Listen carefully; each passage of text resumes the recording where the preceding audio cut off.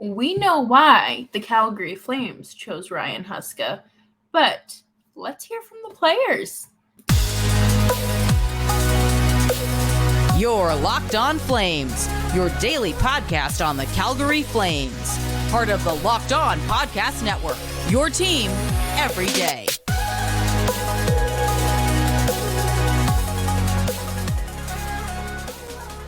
Well, hello everyone, and welcome to today's episode of Locked On Flames. As always, I'm your host, Jess Belmosto, and I'm so happy to be here with you on this Friday edition of the show. Today's episode is brought to you by Gametime. Download the Gametime app, create an account, and use code LOCKEDONNHL for $20 off your first purchase. Today, we're going to be talking about Rasmus Andersson and how Ryan Huska has helped shape his really development to who he is today. And we're going to hear from other players and past coaches that he's worked with and worked for, and kind of see, the real stuff, the tangible stuff, not just the leadership qualities, but the product that he's helped produce. But before we do that, make sure you're subscribed to Locked On Flames wherever you're getting your podcasts. We are free 99 on all audio platforms as well as YouTube. Just click subscribe, hit the little notification bell, and we are here for you every single day, your team every day. So, Rasmus Andersson, kind of significant player in the Calgary Flames organization, I would say. I would say that he is more than likely... I wouldn't say more than likely. Let me backtrack there. I would say he is a candidate for captaincy. When I look at the team, he has been with the Flames, obviously, since 2015 when he was drafted. And his first real encounter with Ryan Huska was back in 2016, 2017, when he was a rookie with the Stockton Heat, back when they were the Stockton Heat. And Rasmus Andersson has played almost 400 games since then, and Huska was right there with him, helping him emerge as one of the brightest stars in today's game. Rasmus Andersson says, I think that first year especially was kind of hard for both of us because he needed to be on me every day, and I did not like that. But looking back on that right now, I wouldn't be where I am without him. That's fair. I think that is kind of the beauty of all of this is you have a coach that might ride you a little harder than others, especially in developmental leagues and, AHL, junior, whatever. But it's so nice to see the next step, like the result of that, right? Obviously, Rasmus Andersson is one of the top defensemen in the league, and he is probably the Flames' best defenseman right next to Mackenzie Weegar. He admits that he was out of shape in his first season with the Heat, and Ryan Huska riding him the way he did kind of got him into shape. And, he's probably 18, 19 years old and just a kid.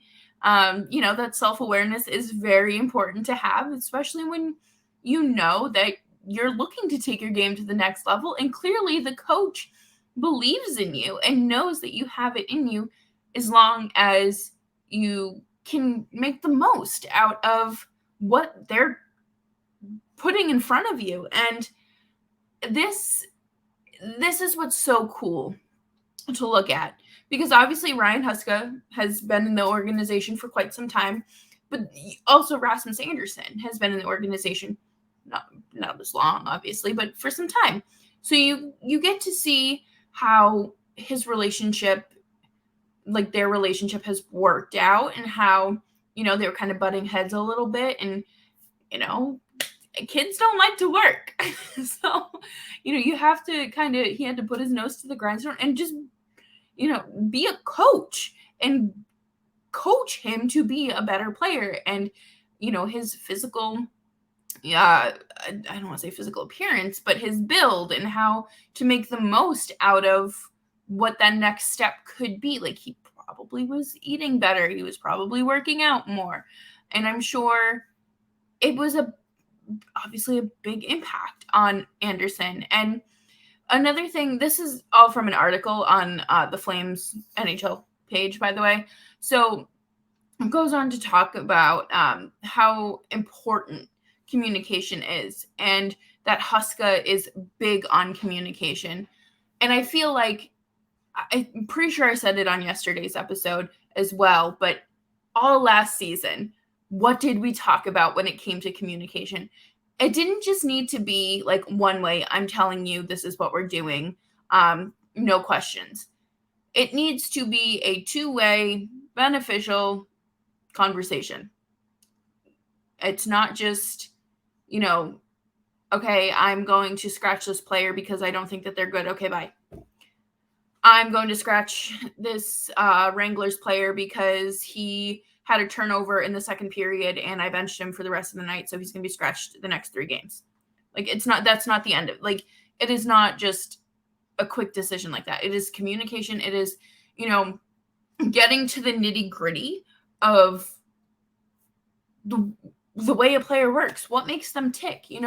What do you notice in their gameplay that is kind of leading to these mistakes, or what are they doing well? And pull from that and kind of try to integrate it into where they are kind of struggling, right? And Huska's greatest quality is that he knows when to pull and when to push. This, to me, that line in the article really stuck out to me because I think that people don't understand that there is a fine balance between a coach, like a hard-nosed coach, and a player's coach. Like, you can, there's a little gray area there. You don't have to be one or the other. You can absolutely ride that middle ground. And I think that's what we're going to be seeing more of, because that is what I think players need. The game has clearly evolved, and we aren't seeing coaches like Daryl Sutter or a Mike Babcock or, Peter Laviolette, go on. Like, those kinds of coaches aren't necessarily going to have the most success as this kind of new age of coaching just kind of takes over the league. And it is what it is. You have to learn to adapt to today's game, just like the players do, right?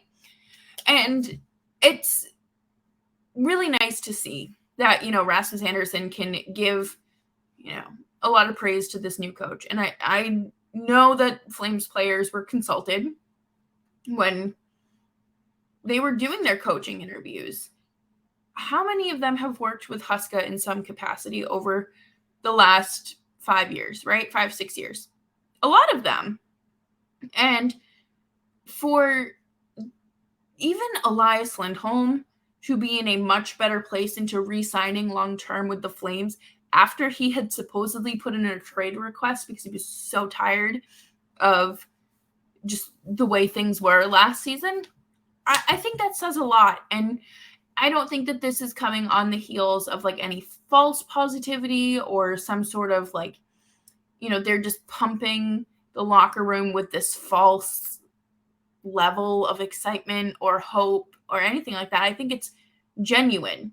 I think that Ryan Huska and Craig Conroy and now Iginla are making a much better environment and making the most out of what they can. Like, this is the perfect opportunity to change the direction, change the culture, and change the attitude in the locker room. It is a clean slate, and it is exactly what the Flames need. But coming up next, we are going to take a look at another article. This time it's a Wes Gilbertson article talking with former coworkers, coaches, and players of Ryan Huska's. But before we do that, we are going to take a quick break, and I'm going to tell you about the most comfortable pair of shorts I own. Birddogs. If you watch the show, listen to the show, we've talked about them a lot. Nick and I love our pairs. I wear mine around the house all the time. I wear them to the gym. Nick wears his quite literally everywhere. And they're great because you can dress them up with a polo. They're comfortable. You can just wear them with a giant t-shirt if you're working out, or wear them on the golf course. They are really comfortable. They have, like, not sweat resistant, but it's a nice material that you're able to just feel comfortable in and be out in the summer heat and not feel like your shorts are sticking to you. They have liners as well, so you don't have to worry about chafing. Chef's kiss. Love to see it. And when you use code LOCKEDONNHL for when you go to birddogs.com/LockedOnNHL, you can use code LOCKEDONNHL for a free tumbler, and it's a free Yeti-style tumbler. I don't have mine with me right now, but it is absolutely great. Keeps your drinks nice and cold. Again, that is birddogs.com/LockedOnNHL, and using promo code LockedOnNHL for a free Yeti-style tumbler with every purchase. And thank you, everyone, so much for hanging out with me today on this edition of Locked On Flames.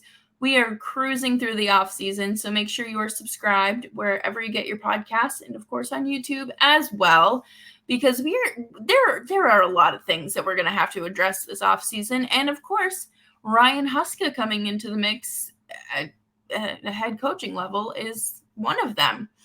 This article from Wes Gilbertson was a great article. It was a really long article, but it was one that needed to be this long because it really was a feature on Ryan Huska and who he is as a person, as a leader, as a coach, as a coworker, as a human being too. There's one part in this story that I absolutely love.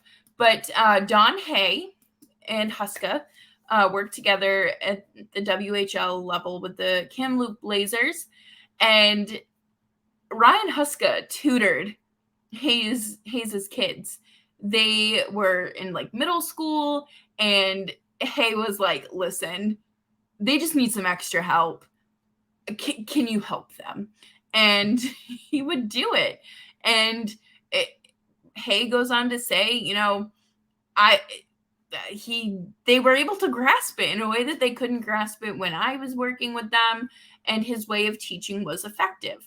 And to work with a middle schooler that is like not understanding a concept, that takes some serious patience, because I know how I was in middle school.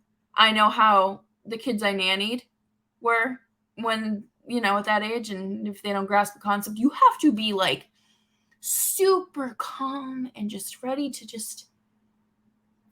you could defuse a bomb. You're calm, cool, and collected. But,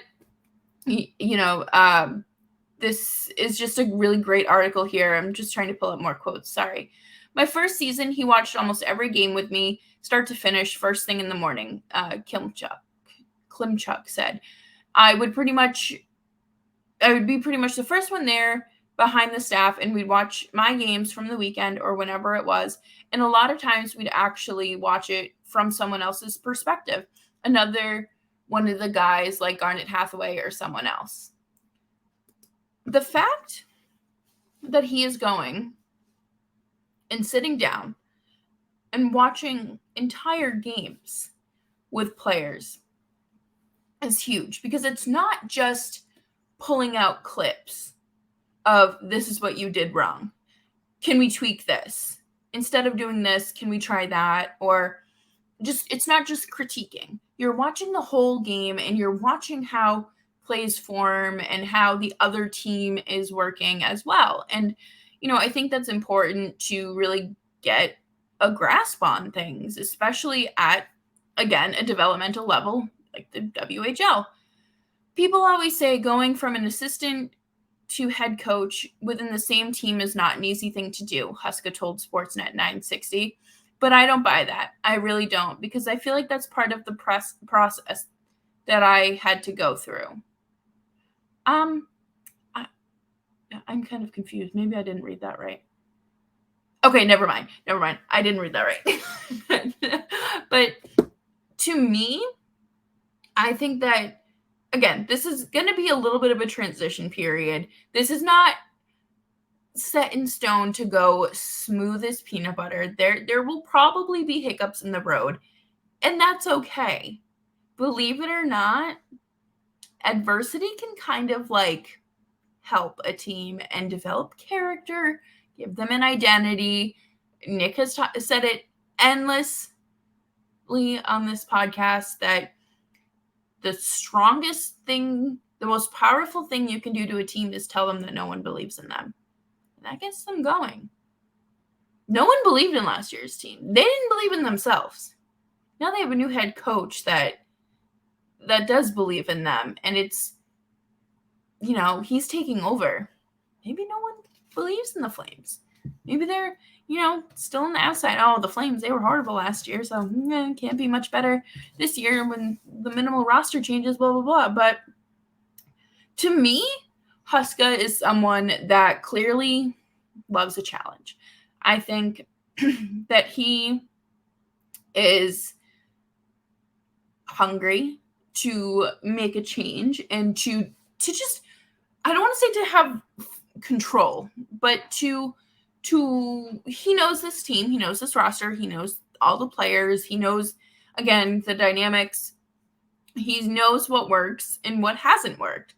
So he can finally say, I've been thinking of this since December of last year. Why don't we try placing you here or trying to, square up this play or tweak this in your shot or something like that. He has full creative control over this team in the lineups every night. And we're going to see a lot of the youth integrated into the lineup. And I think that that's great. Yes, Mitch Love was the coach of the Wranglers, is the coach of the Wranglers, but Huska has also had experience at the AHL and WHL level. So he also knows what it takes to get these kids to the next step in their career. And to me, again, it says a lot that even as a full-time coach in the W, he still went to Don Hayes' house, sat down at the kitchen table or wherever with his kids and tutored them. Willingly didn't do it like it wasn't having it wasn't like he was making extra money or was a hungry college kid looking to put food in his mini fridge. He has a lot of patience, and I think I don't want to say I feel like saying he has a big heart can be misconstrued, but I do think that he is someone that is generous, that has a way of relating to people and getting the most out of them. And that is something we need to see with this team, because especially with players like Jonathan Huberdeau, how many times are we going to talk about his point fall off from the 2022 to 2023? How many times are we going to do this? He is so offensively minded that it is going to help this team.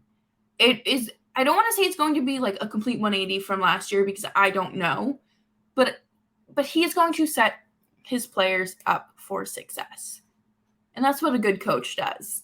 So, coming up next, we are going to continue talking about this article, because there are just still so many things that we have to talk about, especially when it comes to the developmental successes he's seen. But before we do that, we are going to take a quick break to talk about Gametime.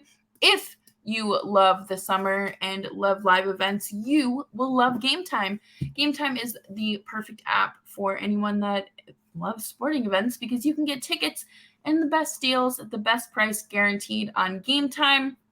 You don't have to plan months in advance. They have deals on tickets right up to the day of the event. One of my favorite features is the seat view. Especially if you're traveling to a new venue, you can see what your view will be from your seat. And it's fantastic. I love that feature. And with the Gametime guarantee, that means you'll always get the best price. If you find tickets in the same section and row for less, Gametime will credit you 110% of the difference. It is the fastest and easiest way to get tickets to events in your area. I will be using my discount code, LOCKEDONNHL, for the additional $20 off when I go see the Yankees play this summer. Super excited to do that. So download the Gametime app today. Use code LOCKEDONNHL for $20 off, and it's that simple, people. Just download the Gametime app and use code LOCKEDONNHL for $20 off. And thank you, everyone, so much for sticking around through Locked On Flames off season, and we are pedaling through. Make sure you're subscribed wherever you're getting your podcasts, and of course on YouTube as well. We love to hear from you in the comment section. Let us know what you're thinking, what you're feeling. You know, how has your attitude towards the Flames changed since, say, the end of April to now? It's been 2 months. Let's look at it, right? So not only has Ryan Huska had success with tutoring children, he has had success in players like Rasmus Andersson, Oliver Shillington, and Andrew Mangiapane. All of these players, of course, were from the 2015 draft and spent some time with the Stockton Heat and really developed with Huska. And it's all of those players are integral members of the Flames. And yes, Oliver Shillington did miss last season due to being in the player assistance program, but the year prior, he was such a key component and a key factor to the defense's success. Andersson, this is so funny. Andersson was overweight and, by his own admission, a bit lazy when he embarked on his pro career. Again, the self-awareness, it's wonderful. He'll tell you that Huska was relentless in pushing him to reach his potential. That's what you need. Listen, some of these kids think just because they get drafted and they're going to go they just sign their two-way contract, their entry-level contract, whatever the case may be, it's just coasting from there.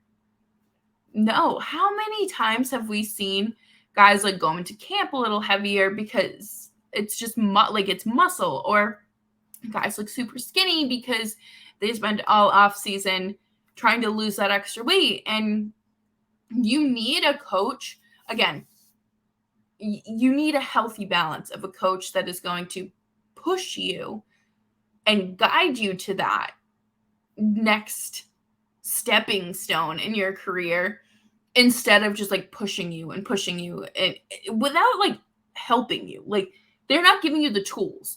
Ryan Huska is a coach that gives all of his players tools to put in their toolbox. I think that would be like the best way to describe it, really. But same thing with Oliver Shillington and Andrew Mangiapane.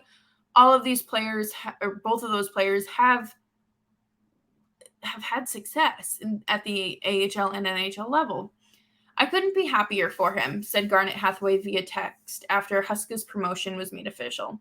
I was really fortunate to have him as my coach in my first full year pro and several years after. Ready for this? I hope you're sitting down. He's a great communicator whose door is always open.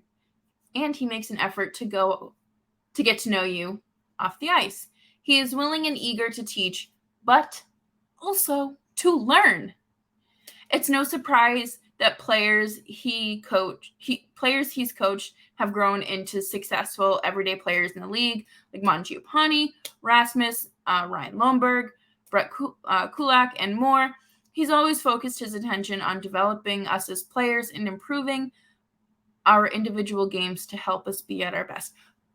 Pause. That's a lot to unpack, right?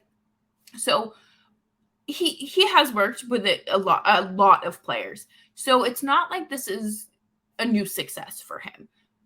This is going back almost 10 years. So he wants to not only teach and set his players up for success, but he also wants to add some tools to his own tool belt. Because like I mentioned earlier in the show, you have to be willing to adjust. You can't just be so set in your ways. Otherwise, you're going to be out of a job. Or you're going to be one of the same 6 coaches that gets passed around like a cheese platter at a party. How many times have we seen Peter Laviolette and Gerard Gallant just constant? It's just a rotation. It's a revolving door of those 2 coaches. And it's so refreshing to see a coach that wants to learn and be there for his players in more than just like a leadership role. It's not about being friends with them, because I think a lot of people kind of take that and run with it when talking about players, coaches, but you'll have a much better time when you know you can go talk to your boss about things, or when you know you can count on them to help improve your own situation, to help give you the skills to help with a project or to get your daily tasks at work done. Like it's important that there is that effective, again, two-way communication. The door should always be open, and it should be meaningful, and it should be true when they say the door is always open. Long story short, his presence is well received and his teaching methods are effective. I have a lot of respect for Ryan Huska after really learning more about him and getting to know him as a coach and obviously as a person. I really hope that things continue to trend in a positive direction for the Flames, because if they keep trending, baby steps towards the regular season, we're going to see a lot of good outcomes. I think that obviously hiring a new general manager, new coach, and bringing in more personnel and establishing this roster is going to be a really good thing, because the Flames could use more than just a few good days. So thank you everyone for sticking around and hanging out with me today on Locked On Flames. As always, you can find the show on YouTube and wherever you get your podcasts. Feel free to leave a 5-star rating and a nice little review. It means a lot to us here at the show. And you can follow me on Twitter at JessBelmosto. We will be back next week as we inch closer and closer to the draft, as well as free agency. Plus, maybe we'll have an update on Elias Lindholm and Noah Hannifin's commitment to the Calgary Flames.